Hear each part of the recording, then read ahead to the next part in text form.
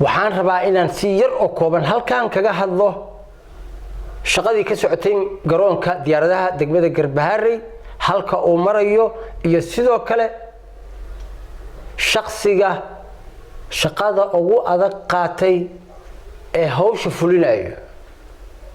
waaniga birta caalamka oo idin leh hadii uu muuqaalkan idin soo gaaro si share gareeya meel fogna gaarsiiya sida aragtaan muuqaalkayga dambeeyo cagafta wax qodayso ninka dhakada ka saaran waa maareeyaha garoonka diyaaradaha degmada Garbaharey oo lagu magacaabo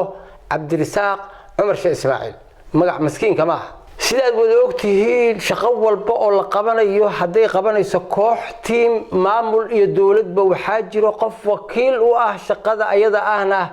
qorax joog u noqdo har yahameena u taagan dadkii kalena ay noqdaan wax kor ka keeno iyo wax hawsha wax kala abaabulo balse shaqada socoto ninka kula xisaabtamaya dadka hawsha hayo iyo sidii u socoto iyo teemka la galayo iyo teemka laga baxayo waxa uu noqday maareeyaha garoonka magaalada Garbaharey Cabdirasaaq Cumar Sheekh Ismaaciil iskama soo fadhiisto qof aan waxba tarinna waxba u tara ma dhaho qofkii wax taro ama teamkii wax taro ama kooxdii wax tartana inaan ka xasadnimeeyo mahadsanid waa xaraan ninka walaalkeena dhalinyarada ah ee qoraxda aan ka harsan har iyo hameeyna garoonka taagan shaqadii bilow ilaa dhamaadna hayo halka ragii dhalinyaradii kale ay hurdaan ama ay hergelayaan waxaan garowsaday inay raad mahadsanid laakiin Soomaalidu ma taqaano waxaad maqli waa shaqaale asaga waxba ugu jiro dambu leey warninkan wuxuu qoraxda u taagan yahay waa maxay waa hawl dan guud oo caam ah ma shaqatiisa iyo mid gurigiisa laga shaqeynayo haya waa maya muxuu naga muday inaan niraano mahadsanid Soomaalidu ma awood mana taqaano waa baraynaa marka qofka ariga ku raaco qofka la jirka ku ah qofka adiga guriga kaaga shaqeeyo iyo qofka dan guud ku hayaba inaad tiraado mahadsanid baan ku baraynaa halkaan u soo fadhiisanay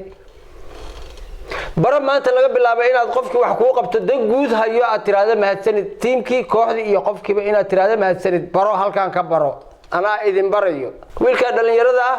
ee cagafta dusha ka saaran qoraxda taagan waa maruu garoonka sii galayo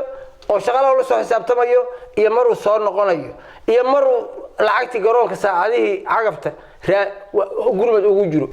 inta oo kaliya ma ahane Cabdirasaaq Cumar Sheekh Ismaaciil hawl badan magaalada Garbaharey ka haya waxa uu ku jiraa guddiga horumarinta magaalada Garbaharey ee shaqooyinka ugu adag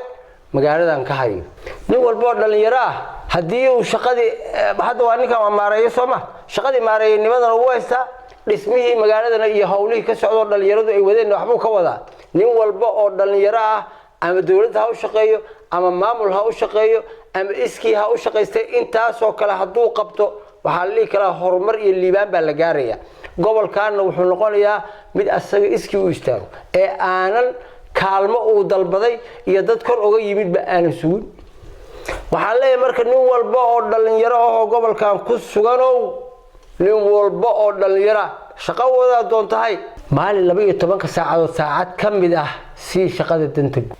oo dadka ku baraarujin kula wacyi gali in iska wax u qabso wada lagu dhisto guri lagu dhisto meel lagu dhisto wax lagu qabsado dadka bara in wax laga soo aruriyo waxoodina wax loogu qabto hadii maamulada hadda gobolka ka jiro intii la magacaabay mid walba uu dadkiisa kicin lahayo dhila iska wax u qabso aan wax ku dhisano wallahi oo billahi tala horumar baa la gaari la laakiin nin walba wuxuu rabaa inuu canshuurtii dadka uu ka soo aruriyo qabow ku cabo fadhi ku cuno duur la fadhiyo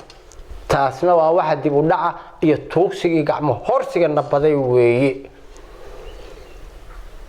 reegadow saan si dhaanta ma aadna ma ka baxnaa waxaan reegadow saan si dhaanta ma aadna nolol kuma jirtaan saan si dhaanta ma aadna qof walba u soo diyaar garow maamulkana kula xisaabtan